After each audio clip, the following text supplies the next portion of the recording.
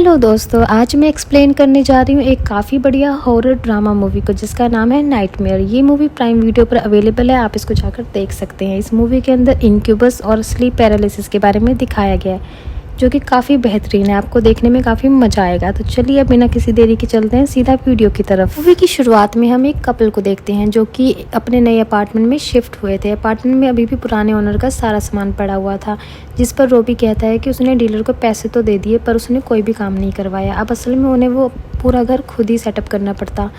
वो दोनों लोग अपने फ्यूचर को लेकर काफ़ी एक्साइटेड थे। अब नया घर खरीदने की खुशी में वो लोग शाम को अपने घर में एक पार्टी रखते हैं, जहाँ पर उनके दोस्त ये पूछते हैं कि आखिर वो इतना बड़ा घर अफोर्ड कैसे कर पा रहे हैं, क्या वहाँ पर कोई मर गया था। जिस पर रोबी की गर्लफ्रेंड मोना कहती है कि हाँ ये सच है, यहाँ पर एक प्रेग्नेंट लेडी की मौत हुई थी जिसकी वजह से उन्हें ये घर काफ़ी सस्ते में मिल गया। आखिर ऐसा क्या हो गया था जिसकी वजह से उस प्रेग्नेंट लेडी की मौत हुई? क्या उस घर में कोई गहरा राज है या फिर कोई इविल स्पिरिट या डेविल है? इन सभी सवालों का जवाब हमें आगे कहानी में ज़रूर मिलेगा। खैर, अब अगले दिन सुबह मोना जल्दी उठ जाती है और अपने घर के हॉल में उससे अपने पड़ोसियों के लड़ने की आवाज़ आ रही थी। वो लोग अपने बच्चे को लेकर लड़ रहे थे और उससे हमको पता चलता है कि वो अपने बच्चे की देखभाल करने की वजह से परेशान थे और मोना को ऐसा भी लगता है कि वो लोग कुछ ठीक नहीं थे।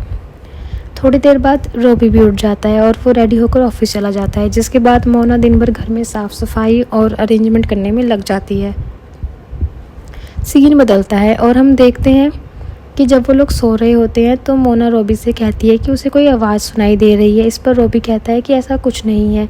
इसके बाद जब वो सो रहे होते हैं तो मोना की अचानक नींद खुल जाती है और वो देखती है कि एक आदमी काले कपड़े पहनकर उसके ऊपर आ रहा था। तभी वो जाग जाती है और हम देखते हैं कि वो बस एक नाइटमेयर था। अब यहाँ पर एक बात ये थी कि मोना को भी बच्चे नहीं चाहिए थे और वो ये भी देखती है कि उनके पड़ोसी के घर में एक बच्चा होने की वजह से वो लोग काफ़ी परेशान होते हैं और सिर्फ लड़ाई करते रहते हैं। अब सीन चेंज होता है और हम देखते हैं कि मोना अकेले बिस्तर पर सो रही थी और रोबी काम की वजह से अभी घर नहीं आया था और तभी मोना को एक आवाज़ सुनाई देती है, जिस पर वो जाग जाती है और हॉल में जाती है। वहाँ पर वो देखती है रोबी सिर्फ लोअर पहनकर खड़ा हुआ था जो कि काफ़ी सेड्यूसिंग लग रहा था। उसे देखकर मोना उसके पास जाती है और वो दोनों किस करते हैं और वहीं सोफे पर ही इंटीमेट हो जाते हैं।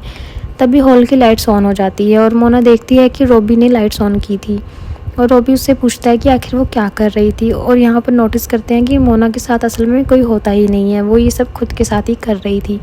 ये देखकर रोबी उसे एक वीडियो क्लिप दिखाता है जिसमें मोना हॉल में रखे हुए लैंप को फेंक देती है और वो उसे बताता है कि वो उसे नींद में चलने की आदत हो गई है। जिसके बाद हम देखते हैं कि धीरे धीरे मोना के शरीर पर चोटों के निशान आने लगते हैं। अब एक दिन मोना अपने घर की दीवार पर पुराना वॉलपेपर हटा रही थी, तभी उसे वॉल के अंदर से कुछ आवाज़ सुनाई देती है, जिस पर जब वो चेक करती है तो वहाँ से काफ़ी तेज़ आवाज़ आ रही थी। वहाँ पर वॉलपेपर को हटाती है, वहाँ पर उसे एक छोटा दरवाज़ा मिलता है, जिसके अंदर जाने पर वो ये देखती है कि वहाँ पर एक छोटे से बच्चे का रूम है जहाँ पर एक औरत अपने बच्चे को सुला रही थी। अब मोना को देखकर वो अपने बच्चे को अपनी गोद से नीचे गिरा देती है और कहती है कि वो जाग गई है। अब मोना इससे पहले कुछ समझ पाती, उससे पहले ही वो औरत मोना से कहती है कि वो भी प्रेग्नेंट है, जिस पर मोना मना करती है और तभी वो औरत मोना के पेट पर ज़ोर से मारती है और मोना एक बार फिर अपने भयानक सपने से जाग जाती है। अब सीन बदलता है, हम देखते हैं मोना यूट्यूब के ऊपर स्लीप पैरालिसिस के वीडियो को देख रही थी और वो बोलकर सोती है कि वो सपने में भी जागती रहेगी। कुछ समय बाद रोबी भी उसके पास आता है तो उसके हाथ में बहुत सारा खून आ जाता है और वो मोना के ऊपर से चादर हटाकर देखता है कि मोना खून से सनी हुई थी। ये देखकर वो घबरा जाता है और मोना को जगाता है। अब उठते ही मोना वॉशरूम में जाती है जहाँ उसे पता चलता है कि उसका मिसकैरेज हो गया है और वो रोबी को ये बात नहीं बताती, यानी कि उसके सपने में जो कुछ हुआ था कि उस लेडी ने उसके पेट पर वार किया था, उसके चलते शायद से उसका मिसकैरेज हो गया। यानी कि ये चीज़ खाली सिर्फ नाइटमेयर नहीं थी बल्कि उससे बढ़कर हो रही थी। अभी मोना की एक दोस्त उसके घर पर आती है और वो उसे कहती है कि उसे फिर से कॉलेज ज्वाइन कर लेना चाहिए। इस पर मोना कहती है कि अभी उसे एक जॉब की ज़रूरत है। उसके बाद मोना एक योगा क्लास में जाती है जहाँ पर उसे एक लेडी काफ़ी देर से घूर रही थी, पर मोना इस बात पर ध्यान नहीं देती। कुछ दिनों के बाद जब मोना अपने घर की सफाई कर रही होती है तभी अचानक वही औरत उसके घर में बिना डोरबेल बजाए अंदर आ जाती है। वो मोना को बताती है कि वो इस घर में पहले रहा करती थी। वो मोना को एक लेक्चर में साथ चलने के लिए ऑफ़र देती है जो कि स्लीप पैरालिसिस पर होता है और अब मोना वहाँ पर जाती है और उसे वहाँ बैठे बैठे नींद आ गई थी। अब सपने में वो रोबी को देखती है जो पार्टी में दूसरी लड़कियों के साथ इंटीमेट हो रहा था। मोना के उसके पास जाने पर वो उसका गला दबाने की कोशिश करता है। इस पर अचानक से मोना अपने सपने से बाहर आ जाती है तो देखती है कि लेक्चर ख़त्म हो गया था और जो औरत उसके साथ आई थी वो उस लेक्चरर से बात कर रही थी और उसे बोलती है कि उसे भी स्लीप पैरालिसिस है और उसे भी हेल्प चाहिए, जिस पर वो लेक्चरर मना कर देते हैं और मोना उस औरत से बात करना चाहती है, लेकिन वो औरत तब तक वहाँ से जा चुकी थी। अब इसके बाद हम देखते हैं मोना अपने पड़ोसियों के घर जाती है, जहाँ पर उसे कुछ सही नहीं लगता। अब मोना बाथरूम इस्तेमाल करने के लिए जाती है, जहाँ पर बाहर निकलकर वो देखती है कि एक रूम का दरवाज़ा थोड़ा सा खुला हुआ था। अंदर जाने पर वो नोटिस करती है कि वो उनके बेबी का रूम होता है, जहाँ पर एक झूला रखा था। वो देखती है कि झूले पर ढेर सारा खून है। इससे हमें पता चलता है कि उस कपल ने अपने बच्चे से परेशान होकर उसे मार दिया था। खैर, अब कहानी आगे बढ़ती है और हम देखते हैं कि मोना और रॉबी को, जो कि सो रहे थे, पर मोना को नींद नहीं आती और तभी उसे हॉल से कुछ आवाज़ आती है। वो बाहर आती है और देखती है कि एक बार फिर रॉबी वहाँ पर खड़ा होता है, जिसको देखकर वो उसे किस कर लेती है और वो उसे बेडरूम में लेकर जाता है, जहाँ पर अभी मोना और रॉबी सो रहे थे।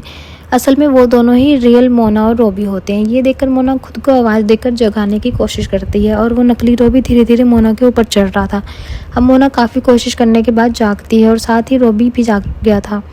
वो उसे सब कुछ बताने की कोशिश करती है, लेकिन वो उस पर यकीन नहीं करता कि ऐसा कुछ नहीं हो सकता। अब अगले दिन मोना हॉस्पिटल जाती है, जहाँ पर डॉक्टर उसे ये बताते हैं कि वो 6 वीक्स प्रेग्नेंट है। इस पर मोना अबॉर्शन करने के लिए बोलती है। अब इस पर डॉक्टर उससे ये पूछता है कि आखिर वो ऐसा क्यों करना चाहती है। मोना कहती है कि अभी सही वक्त नहीं है। वो अबॉर्शन की पिल्स लेकर वापस अपने घर आ जाती है, जहाँ पर रॉबी उससे पूछता है कि क्या वो प्रेग्नेंट है। इस पर मोना कहती है कि नहीं, ऐसा कुछ भी नहीं है। मोना सोचती है कि रॉबी इस बारे में उसे नहीं समझ पाएगा और इसलिए रॉबी को क्लियरली कुछ नहीं बोलती। रॉबी शाम को अपने घर में पार्टी रखता है, जहाँ पर ढेर सारे लोग आते हैं। मोना विंडो के पास खड़े होकर अपनी फ्रेंड से बात कर रही होती है कि तभी वो देखती है कि उसके पड़ोस की लेडी बालकनी से कूद गई है और ये हादसा मोना को काफ़ी परेशान कर देता है। वो रॉबी से ये कहती है कि उन्हें वहाँ से जाना चाहिए, जिस पर वो भी कहता है कि उन्हें मदद की ज़रूरत है। अब आगे हम देखते हैं कि मोना डॉक्टर के पास जाती है, जहाँ पर वो उन्हें अपनी कंडीशन के बारे में सब बताती है। अब तभी डॉक्टर मोना के साथ एक टेस्ट करता है, जिसके अंदर वो उसे ये कहता है कि मोना को सपने पर कंट्रोल पाने के लिए खुद को सपने में मिरर में देखना पड़ेगा या फिर लाइट ऑन करनी होगी। मोना सपने में ऐसा करने की कोशिश करती है और डॉक्टर मोना से काफ़ी इम्प्रेस हो जाता है। उसने पहले ऐसा कोई पेशेंट नहीं देखा था जिसने अपने सपने पर इतना कंट्रोल पाया हो। तभी डॉक्टर मोना से अगली बार रॉबी को भी साथ लाने के लिए कहते हैं। अब अगली बार मोना रॉबी के साथ क्लिनिक में जाती है, जहाँ पर डॉक्टर फिर से मोना को सपना देखने के लिए कहते हैं। दूसरी तरफ रॉबी बाथरूम का बहाना करके एक दूसरे रूम में जाता है और वहाँ पर उसे कुछ पुराने पेशेंट्स की फाइल मिलती है।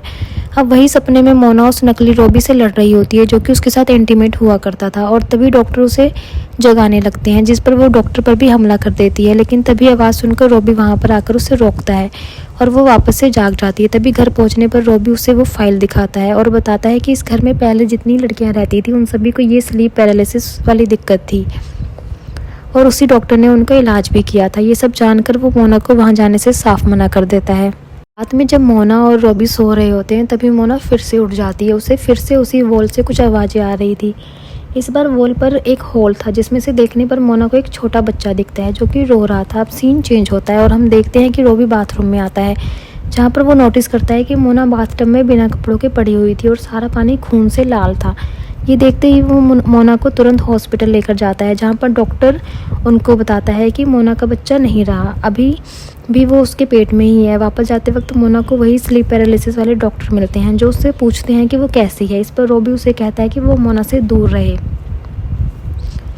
अब डॉक्टर उन्हें बताते हैं कि मोना के अंदर असल में एक डीमन है, जो कि रॉबी की फॉर्म में आता है और वो मोना के बच्चे के रास्ते इस दुनिया में आना चाहता है। और ये बात सुनकर रॉबी को और गुस्सा आ जाता है, पर मोना उसे संभाल लेती है और वो घर चले जाते हैं। यानी कि अब तक जो हमको समझ में आ रहा था, यहाँ पर डीमन नकली रॉबी बनकर उसके पास था, जो कि उसके साथ इंटीमेट हो रहा था और एक बच्चे के रूप में दुनिया में आने की कोशिश कर रहा था। इसलिए यहाँ पर बार बार मोना प्रेग्नेंट हो रही थी, जबकि वो नहीं चाहती थी कि वो प्रेग्नेंट हो। लेकिन ऑब्वियस सी बात है, ये बच्चा सस्टेन नहीं हो पा रहा था।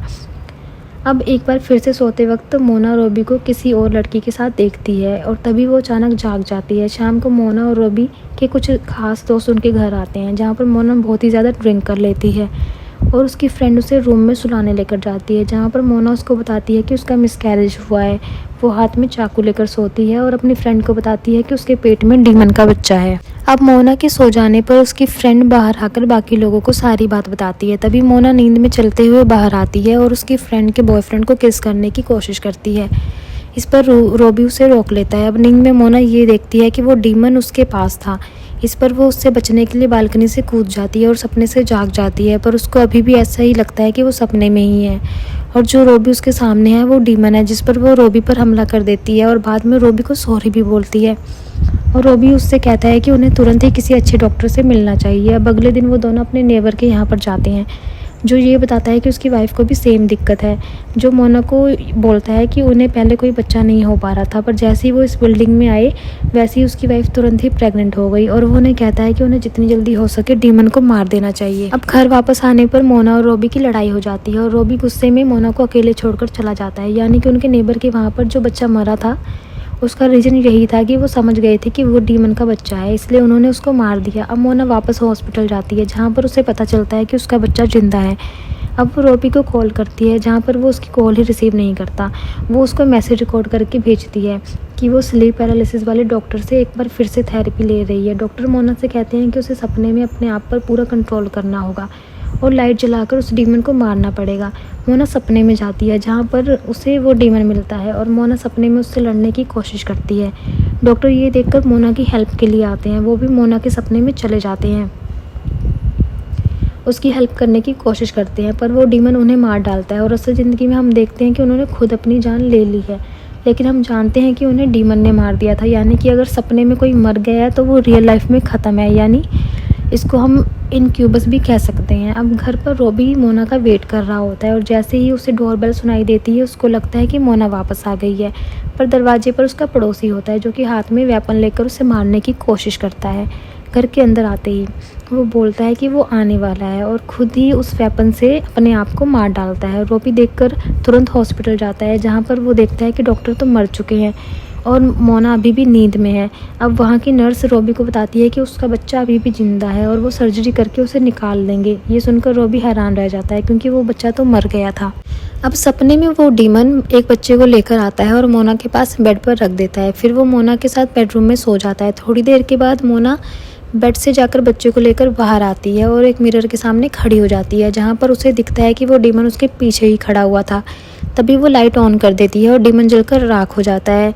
अब तभी मोना नींद से जागती है और नोटिस करती है कि जो रोबी होता है वो बाथटब में खून से सना हुआ पड़ा था, लेकिन फ़िलहाल रोबी जिंदा होता है।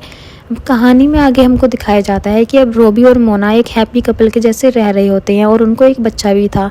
अब एक सुबह बच्चा रो रहा होता है तो मोना उसे चुप कराने के लिए बालकनी में लेकर जाती है, लेकिन तभी रोबी वहाँ पर आता है और उसको बताता है कि वो सपने में नहीं है। पर मोना बच्चे को बालकनी से नीचे फेंक देती है, जी हाँ, और कहती है कि वो डीमन का बच्चा है, जैसे कि उसकी पड़ोसी ने किया था। और इसी के साथ में नाइटमेयर मूवी यहीं पर ख़त्म हो जाती है। तो दोस्तों ये थी नाइटमेयर मूवी की कहानी। अब देखो यहाँ पर दो थ्योरीज निकल कर आती है। पहली तो ये कि हाँ वाकई में इस घर में या फिर इस आसपास के इलाके में डीमन का वास था, इसको कह सकते हैं इनक्यूबस था, जो कि सपने में आकर इन लड़कियों को प्रेग्नेंट कर दिया करता था और उसके ज़रिए इस दुनिया में आने की कोशिश कर रहा था। फिर या ये कहें कि अपनी नस्ल को बढ़ाना चाहता था। उनके पड़ोस वाला जो बच्चा था वो भी डीमन था, जिसके चलते पड़ोसियों ने अपने बच्चे को मार डाला। और हमने देखा भी था कि रोबी कैसे यहाँ पर मोना को बार बार रिजेक्ट कर दिया करता था, उससे दूर रहा करता था, जिसके चलते डीमन ने मोना को एक परफेक्ट वेसल माना था और उसने उसके साथ में जो कुछ भी किया आपने पूरा देख लिया। लेकिन अल्टीमेटली मोना ने उस डीमन से लड़ाई करी और उसको मार दिया। दूसरी थ्योरी ये कहती है कि मोना यहाँ पर माँ बनने के लिए रेडी नहीं थी, जिसके चलते उसको ये सारी चीज़ें दिखाई दे रही थी।